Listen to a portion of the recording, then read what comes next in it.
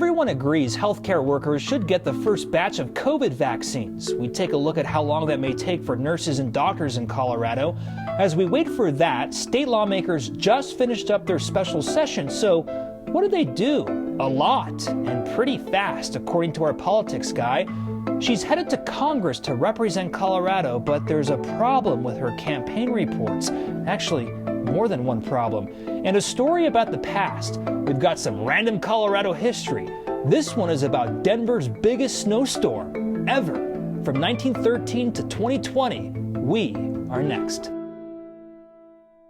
The state legislature may have just worked as fast as we've ever seen government move. How about that? The special session ended after a little more than 50 hours. Democratic Governor Jared Polis will receive 10 bills to sign. Grant money for small business owners, tax relief for restaurants, money for rental assistance. Our Marshall Zellinger continues to look at one idea that isn't required by any of these 10 bills, but may be coming to your county in 2 weeks. How would you like your favorite business to have a 5-star rating that has nothing to do with customer service? Just like Mesa County, the state is working on a framework for a 5-star certification program that would allow businesses to open beyond current restrictions as long as that business meets certain criteria. As we told you yesterday, it's not required by any of the 10 bills heading to the governor. It's just in one of the bills that says this is what the legislature would like the governor to do. And it's already underway. This would be optional for counties, Marshall. Nobody has to do any type of certification method. In fact, it's actually an additional step in work. So I think many counties will. Certainly Larimer is excited, and I know many counties are. They want to find a way where they can reward businesses that are going beyond in their COVID safety protocols. The 5-star state certification framework is still a work in progress. The state health department is seeking feedback through Friday in this online questionnaire. Here are some of the criteria businesses would have to meet, at least in the current 5-star draft. Businesses must have a written plan about implementing or exceeding state and local prevention guidelines. There would have to be 100% mask wearing for staff and customers. All employees would have to do daily symptom checks, outreach to get employees and customers to activate the exposure notifications app. Customers would also have to leave their name and contact information for contact tracing. Okay, let's say the state adopts this program. Then what? Find your county on this map. If you're one of the 25 red counties, give me a moment. But for every other colored county, under this program, qualified businesses would be able to act as though they're one level better than they really are, which means more capacity. How much more depends on which color you'd be dropping down to and what type of business it is. For the 25 red counties, the 5-star criteria won't be decided until next week after the state reviews Mesa County's pilot program to determine if businesses in red counties could still operate with greater capacity. This is that dance between allowing a business some looser restrictions when there are greater restrictions versus just having that business do whatever it wants anyways. This was part of the debate today during that small business grant money bill that we talked about yesterday that would tie money from the state with complying with the public health order. And this afternoon, Democratic Senate Majority Leader Steve Fenberg from Boulder said, why would the state consider giving businesses money from the state if they're going to violate the public health order? Clearly, they would have more customers since they're violating the health order, Jeremy, and they wouldn't need the money as much as someone who's abiding by the rules.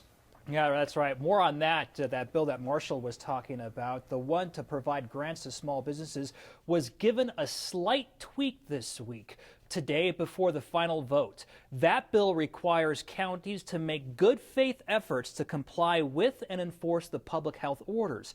Some counties, like Weld County, for example, have said they will not enforce red level restrictions. Today, an amendment added to the bill allows businesses in non-complying counties to get money if they're within 1 mile of a complying city or county. Colorado Springs Republican Representative Dave Williams, though, thinks businesses should do what they want. Do tell the governor, do tell CDPHE and the other experts that, you know what, this isn't working for me. I'm going to continue to serve the customers in the way that they should be served because it's their livelihood that's on the line here. I think it's come high time that more businesses actually rise up and engage in civil disobedience. I encourage it, and I encourage all of you to encourage it, because this is not tenable. The governor was asked about Williams' comments there and said everyone has a responsibility to follow the law, even the ones they don't agree with. In all, 10 special session bills are headed to the governor's desk for a signature. So an interesting question here. How does a governor who has COVID sign these bills into law? We understand he plans to sign them, spray them with Lysol, and put them in an envelope and give them to a state trooper for delivery. Interesting there. There's been a lot of good news about COVID vaccine set to come out. The top priority, of course, is getting the vaccine to people who help take care of the people who are sick. Today, we looked into how long it may take to get enough vaccines for healthcare workers. Anusha Roy talked with one of the doctors who actually helped write the state's distribution plan, and he actually feels pretty optimistic. Dr. Anuj Mehta spared some time while working in the ICU to talk about vaccines today. One of their tasks was to develop an allocation plan. So I led that plan. He estimates there are around 180,000 prioritized healthcare workers in the state, including hospital employees, outpatient offices, and long-term care facility staff, and compared that to the anticipated initial supply of vaccines. Based on press release data and information from Pfizer and Moderna, there could be upwards of 20 million doses of each vaccine available throughout the country, and Colorado will get about 1.7% of that. Within six weeks, we should hopefully, as long as the shipping and the estimates from Pfizer and Moderna, and we can only base this on their estimates, as long as that holds out, we should be able to get enough for our critical healthcare workers. As you've probably gathered, there are a lot of factors to keep in mind, including an ask from the feds to grant an emergency use authorization. And we know that the United Kingdom actually gave authorization today, in fact, and they're going to start vaccinating with the Pfizer vaccine next week. So that's actually probably going to give us a little bit more confidence, because we're actually going to see what happens there with their healthcare workers. Because there won't be enough in the first delivery, hospitals are coming up with a tiered system within their own staff. Inside the hospital are probably the higher risk areas, and that those providers should be prioritized first. So we're following that. Within that is probably our intensive care unit. Nursing would be very high priority. Denver Health is anticipating receiving the Pfizer vaccine in the middle of December, but doesn't know how many doses yet. And while the hospital does have a tier system, they're also optimistic if the vaccine is approved and distributed, things will move quickly. So both vaccines will require 2 doses, roughly about a month apart from each other. And you may have heard from Dr. Fauci talking about anticipating mass distribution of these vaccines starting in the spring. But Jeremy, huge factors in this are going to be manufacturing and distribution, and that's all going to play big roles in what the actual timeline is going to be.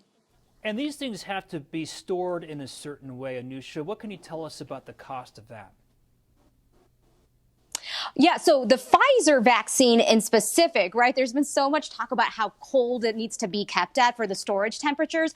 And Denver Health actually said that they spent around $25,000 on a specific freezer just for this. Dr. Mehta said across the state, some hospitals had these special freezers, especially if they're a research facility. Others have been spending money just in anticipation of the vaccine coming to Colorado. Yeah, lots of planning and money to get this out there. Thank you, Anusha. So let's talk about the numbers here that we have. 1,841 people are currently hospitalized with COVID-19 in Colorado. That is actually down 6 people from yesterday. 217 patients have been discharged or transferred in the last 24 hours. Our positivity rate yesterday was over 13%, and our 7-day average has now jumped back up over 12% after it seemed to be trending down last week. We could see that number continue to rise because of Thanksgiving gatherings.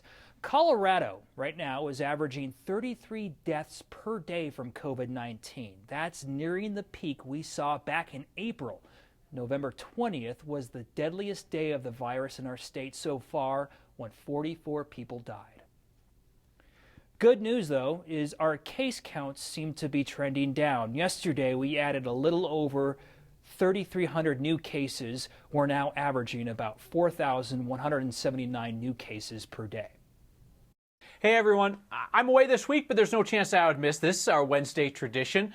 Your Word of Thanks micro-giving campaign has raised $1.9 million for Colorado's nonprofits since June. So let's head for $2 million as we talk about some families who are not guaranteed a happy holiday.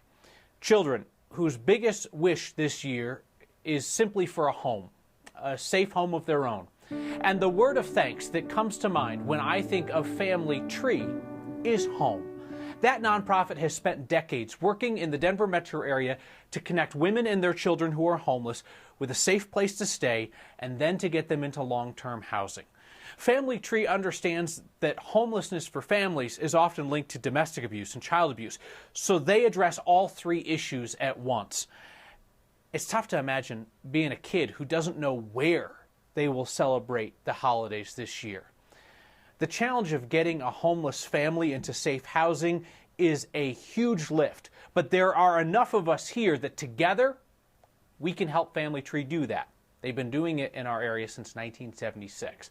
Text the word thanks to 303-871-1491 and I'll send you that link to donate. Or you can find the link anywhere that you find Next online. Even $5 helps. So, like every week, I will match the first 50 of you who can give $5. There are kids in our community who aren't concerned about which toy or which game they're going to get for Christmas. They just want a place, a home, where their family can be safe. And together, we can make that happen. Colorado's new Congresswoman-elect has caught the attention of the Federal Elections Commission. She's been put on notice. She'll have to fix some things regarding reports of donations. There were reports of 15-foot deep walls of snow on downtown streets. We go back in time to the early 1900s in Denver, a massive snowstorm, in fact, the biggest one on the record for the city. Next.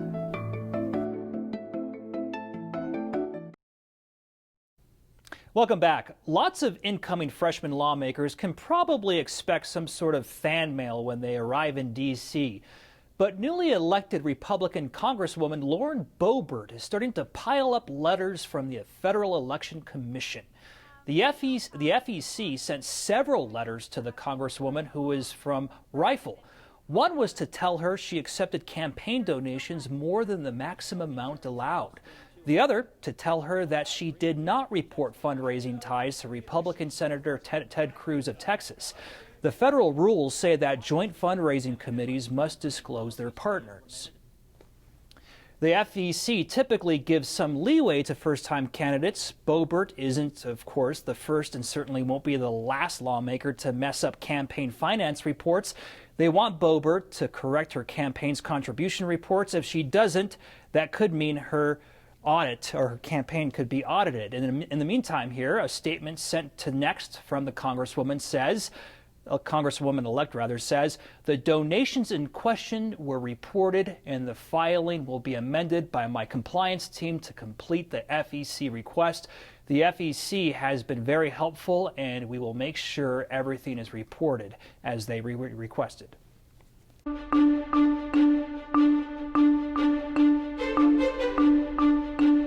Hello, December. Looks like December, feels like December. It's cold, but that moon just past full is beautiful. Our high today only 32. Afternoon temperatures held in the 20s. And with that cold north wind on the backside of this low spinning over Oklahoma, well, we still saw some snow showers on in the eastern plains. We could not get that snow right here into Denver like we hoped. So clearing skies tonight, lighter winds. They'll shift from the northwest to the southwest. That kicks off a slow warming trend tomorrow after a very cold start. 15 tonight, 47 tomorrow, then into the 50s we go. Friday looks terrific. Your weekend looks great, but early next week, sunshine with highs in the 60s. A deadly pandemic, civil unrest, one of the worst wildfire seasons on record. 2020 has put us through a lot. And so far, and I hope I don't jinx things here, snow hasn't caused problems. Certainly this is one of the most serious storms in the state's history. We go back 107 years ago and look back at the worst snowstorm in Denver's history next.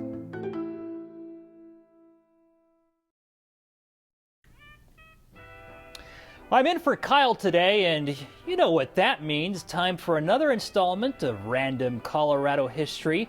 In the movie Back to the Future, a DeLorean was used as a time machine. I think we're going to need a special snowmobile for this one. Tonight we set the flux capacitor to 1913 in Denver. So what happened then? The city's largest snowstorm on record. Our Mike Grady takes us back in time. Wildfires, the pandemic, the unrest, these headlines from 2020 are wicked strange. Extra, read all about it. What the? Read all about it. Denver bashed by a blizzard. I gotta figure out what this guy's talking about. It might have been a good time to schedule a Florida vacation because it turned out that the first week of December of 1913 was one of the most horrendous snowstorms. In fact, probably the most horrendous snowstorm that ever hit the city. MSU Denver history professor Stephen Leonard knows this storm. My grandmother, who I knew well, she remembered it. She told me about it. Worst storm in history raging in Colorado. Roofs collapse, trains stall, snowfall's heaviest in 15 years. It dumped 45.7 inches over 5 days, crippling the city. People were, getting snowshoes, getting skis, doing whatever they needed to try and get out to get food. Extra, millionaires mingle with laborers. A free city from clutches of storm. It was a job to clean it up, and one of the big problems was that where do you put it? Oh, I see. All manner of people helped clear the snow over the next few days. One convenient place to put it was the Civic Center. They had not yet built the city and county building, but a lot of the land that eventually became the Civic Center had been cleared and was sitting vacant. And so they just shoveled and trucked in tons and tons of snow there. Wow. 107 years ago this week, Cap Hill would have been really nutty. Still, 2020 is tough to beat on the weird meter. For next, we're Mike Grady. We got to get Grady a flat cap for the next time he does a newsboy routine like that. That was great. The storm that he talked about there impacted the whole state. Farmers lost cows on the plains, and in the town of Georgetown, they saw 86 inches of snow collapsing roofs and buildings. Coming up, a chance to give Colorado children the best Christmas gift of all, a home for the holidays this year and for years to come. That and your feedback next. Hey friends, I'm back. Our Word of Thanks micro-giving campaign this week is focused on the Christmas wishes of kids in our community whose hope is for a home, a safe place for them and their family for the holidays and beyond. Family Tree is a longtime nonprofit in our community that helps families who are homeless find safe housing. And this nonprofit knows that family homelessness is often tied to domestic abuse or child abuse. And they tell me that they've seen a significant increase in their needs since the pandemic started. Text the word thanks to 303-871-1491 and I'll send you that link to donate. As always, I'll match the first 50 donations of $5 that come in. Helping a family find a home for the holidays is more than any one of us can do alone. But together, I have seen us do some incredible things through Word of Thanks. Getting families safe housing would be an incredible holiday gift. So let's do it together. And that's why 9 News viewers are so great. Some quick feedback here from Alex Zuccarelli. Loved Jeremy's throwback 9 lapel pin. Nice. I actually thought I lost it, but I found it. I'll be back here tomorrow night. See ya.